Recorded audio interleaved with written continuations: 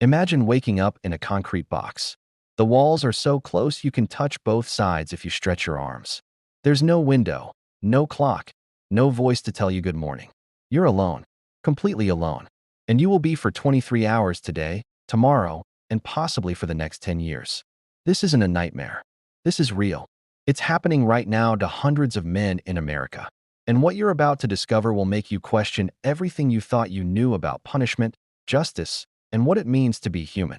If you want to see inside America's most extreme prison experience, hit that subscribe button right now, because the reality is more disturbing than you can imagine. The day starts at 6 a.m., but you wouldn't know it. The lights are controlled by guards you can't see. A metal slot in your door slides open. Breakfast appears. You have 30 minutes to eat, sitting on your concrete bed. The slot closes, and now you wait. This is ADX Florence, and for the next 23 hours, you will see no one, touch no one, and speak to no one. Your world is a 7 by 12-foot cell, the size of a parking space. A concrete bed, a concrete desk, a steel toilet, and a tiny slit for a window, angled up so you can only see a small patch of sky. No horizon, no people, no birds. It was designed that way on purpose, to eliminate any connection to the outside world. The hours crawl by. You might do push-ups on the concrete floor. You might pace, counting your steps. You might read, if you're lucky enough to have a book, savoring each page because the next one might not arrive for another month. But here's what nobody tells you about isolation. Time stops making sense. Without human interaction, your brain loses its ability to track it. Days feel like weeks. Weeks feel like days. A former inmate, Travis Dusenbury, said the isolation was so complete he would sometimes forget what his own voice sounded like. He described it as being buried alive but still breathing. The silence is the worst part. It's not a complete silence, but a collection of sounds that drive you slowly mad.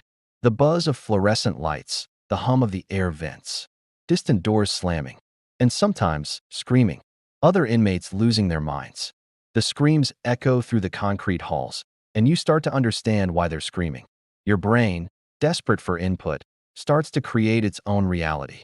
You hear voices that aren't there, music that isn't playing. You have full conversations with yourself, not out of madness, but for survival. If you followed every single rule, you might get 1 hour outside your cell. They call it recreation, but it's a lie. It's just another concrete box, slightly bigger, with a metal grate for a ceiling. You're still completely alone. You walk in circles, you stare at the sky through the grate, and after exactly 1 hour, you're shackled and taken back to your cell. Could you survive even 1 week in these conditions? Be honest. Let me know in the comments. So who are these men? Some are terrorists, serial killers, and gang leaders. But others are there for fighting in regular prison or making threats. The decision isn't made by a judge or jury, but by prison officials. And once you're there, getting out is nearly impossible. The walls are soundproofed. You can scream, and a guard walking by might not even hear you. But sound finds a way. Inmates discovered they can shout into the air vents, and their voices will carry to other cells. Friendships form between men who have never seen each other's faces. They remind each other that someone else is still alive in this concrete tomb. So what happens to a person's mind after years of this? It breaks. Slowly. Psychologists have found that many inmates develop severe mental illnesses. Deep depression, crippling anxiety, and paranoia. Some forget how to have a normal conversation. The man who ran this prison, former warden Robert Hood, even said, "I would challenge anyone to go into this facility and tell me it's not torture." And here's the most horrifying part. Most of these men will eventually be released. The person who spent a decade in a concrete box, who hears voices and sees shadows, eventually walks free. The system doesn't track what happens to them. It just grinds forward. New inmates arrive. Old inmates leave. And the cells remain filled with men, counting the hours, fighting off madness, surviving 1 day at a time. 23 hours in the cell. 1 hour in the cage. Day after day. Thanks for watching. Let's talk about what you can't see from the outside. The small things that happen inside those 23 hours that slowly drive men to the edge of sanity. You wake up, but you don't know what time it is. The lights are on, but they're always on. Your cell has no clock. No way to tell if it's 3 a.m. or 8 a.m. Time becomes a guess. A feeling. Nothing concrete. Eventually, breakfast arrives through the slot. Now you know it's morning. But how long have you been awake? An hour? 3 hours? You can't tell anymore. After you eat, the real challenge begins. What do you do with the next 23 hours? Some men create games in their minds. They play chess against themselves, visualizing the entire board, moving pieces in their imagination. They play for hours, entire tournaments happening in their heads with no board, no pieces, nothing but thought. Others do math problems, starting simple and working their way up to complex calculations, just to prove to themselves that they can still think clearly. One former inmate even created an entire fantasy world in his mind, building cities and writing stories that spanned years. It was the one thing the prison couldn't take away. But here's what happens over time. Your mind starts to play tricks on you. You see shadows darting across the concrete floor. You turn your head and nothing is there. It happens again and again. You hear footsteps approaching your cell, voices having conversations right outside your door. But when you listen carefully, there's nothing. Just the hum of the ventilation and the buzz of the lights. The brain needs input. When it doesn't get enough, it starts manufacturing its own. Sometimes you feel insects crawling on your skin or a phantom tap on your shoulder, but you're alone. You'll suddenly smell your mother's cooking or fresh-cut grass from your childhood. These sensory distortions aren't madness exactly. They're your brain trying to survive in an environment it wasn't designed for. But they make you question what's real.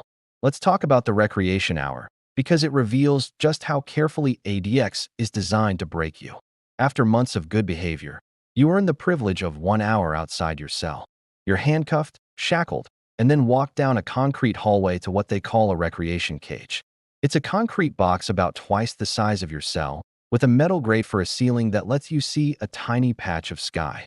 The guards remove your restraints and lock the door. You're alone again, just in a slightly bigger box. What do you do with this hour? You walk back and forth. You do push-ups. You talk to yourself out loud. And you listen. Sometimes you can hear another inmate in the cage next to yours. You might try to communicate, shouting greetings, desperate for human contact. But when the guards hear inmates talking, they cut the recreation short. Back to your cell. Opportunity lost. After exactly 1 hour, the door opens, you're shackled again, and walked back. Now you have 23 more hours to wait before it happens again tomorrow. Former inmate Jack Powers called it the cruelest trick, a tiny taste of something different that only makes the cell feel even smaller. Now let's talk about something the prison doesn't want people to know. ADX makes mistakes. There have been cases of men sent to ADX based on bad information or mentally ill inmates whose conditions were made exponentially worse. A 2012 lawsuit revealed dozens of mentally ill inmates were being held in conditions that a court ruled was cruel and unusual punishment. The damage was already done. Their minds were broken in ways that could never be fully repaired. Drop a comment and tell us. Where should we draw the line between punishment and torture? Communication with the outside world becomes another form of torture. Phone calls are limited to 15 minutes a month.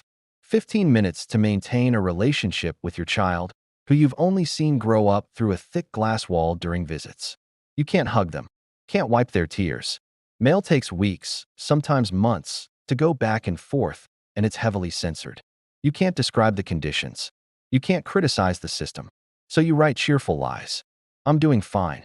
Your family does the same. Both sides are lying to each other through censored letters that take months to exchange. It's connection, but it's hollow. Eventually, the visits and calls can become too painful. They get less frequent, and then stop altogether. And then you're truly alone.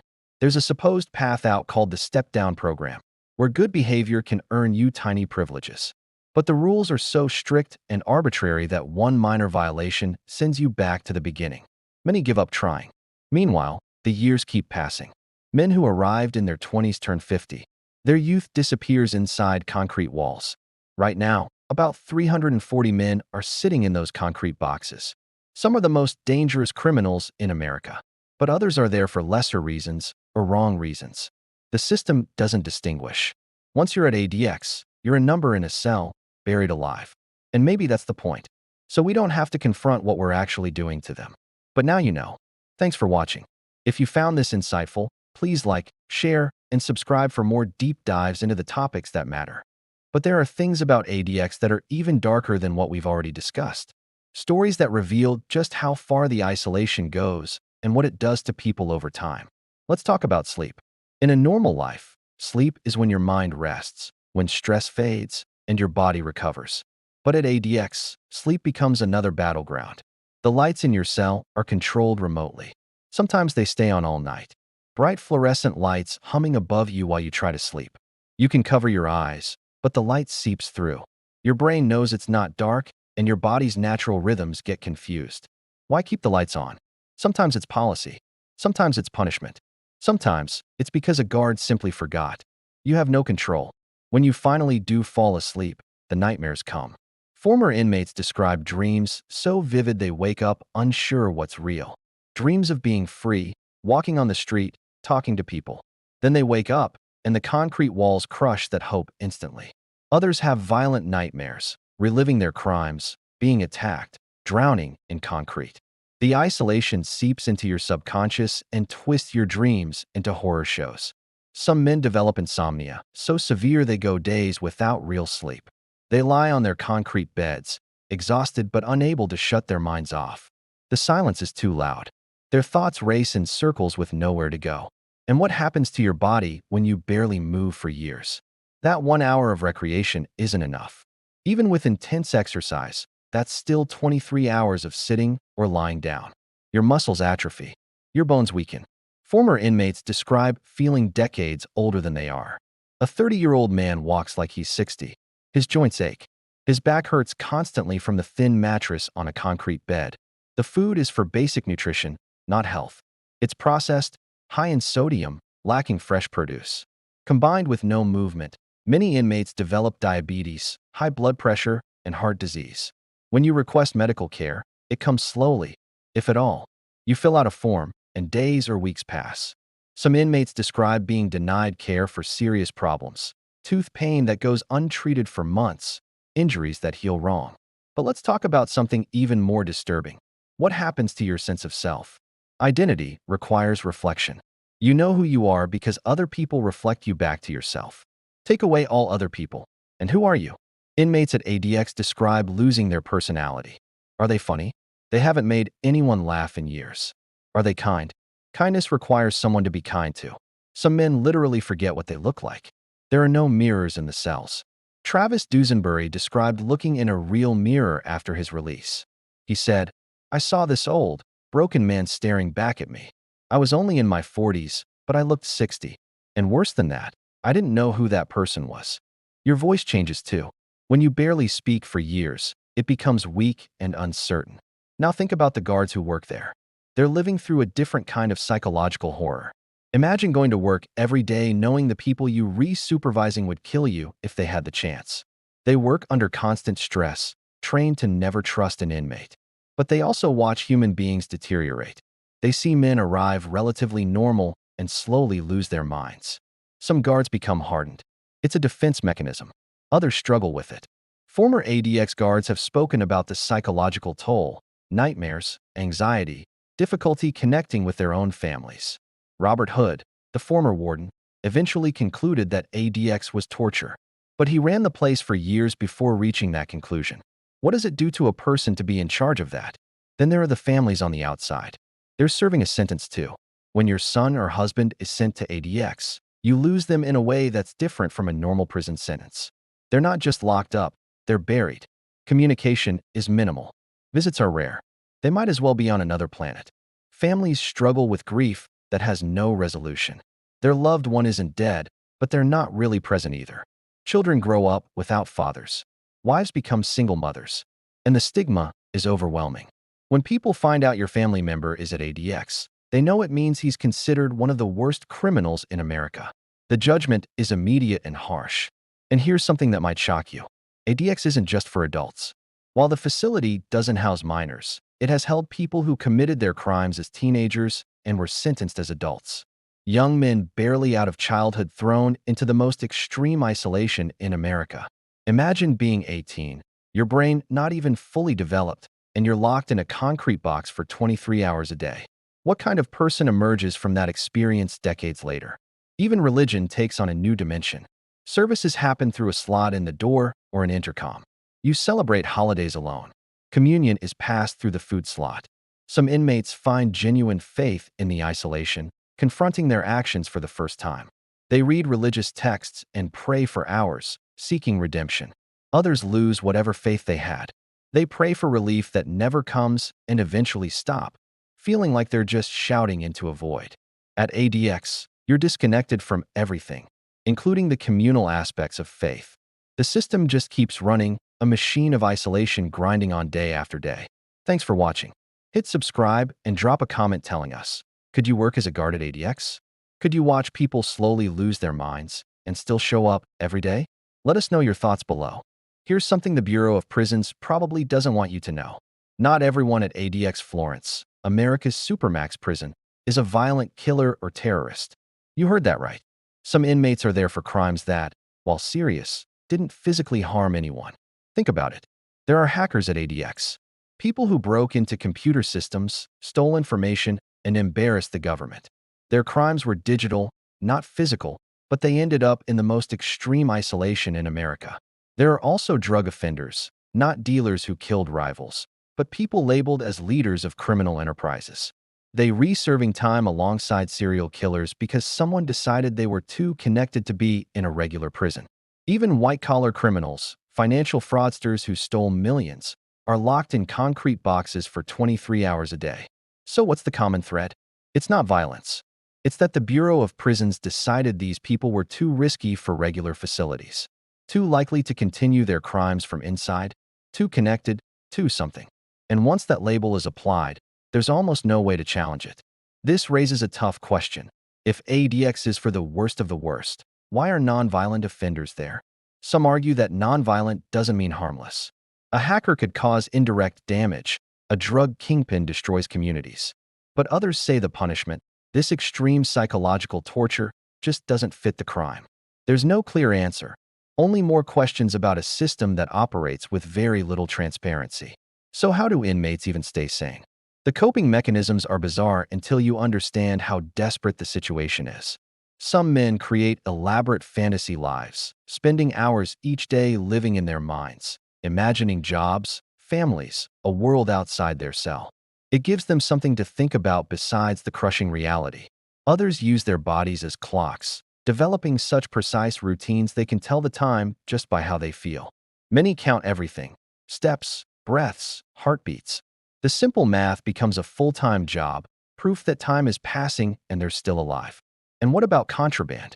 Even here, inmates find ways. Not weapons or drugs, but small things. A pen not taken back by a guard, an extra piece of fruit. These items become treasures, tiny secrets that give them a sense of control in a place where they have none. Some even create art using food coloring for paint or sculpting with toilet paper and toothpaste. The guards often confiscate it, but the act of creating is itself a rebellion, a way of saying, you can't stop me from being human. But what happens when things go wrong? When an inmate has a medical emergency, they press a button. But guards have to go through multiple locked doors and security protocols. Those minutes matter. People have died waiting for help. And when someone succeeds in taking their own life, the other inmates just hear the commotion, then silence.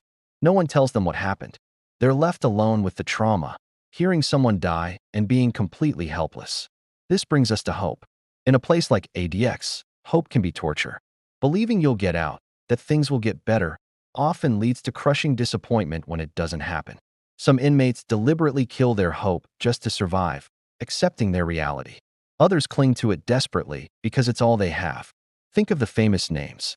El Chapo, the drug lord who ran a billion-dollar empire, is now alone in a concrete box.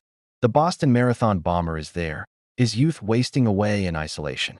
Robert Hansen, the FBI spy, died there. We want to believe this is justice, but for every famous name, dozens of unknown inmates face the same fate.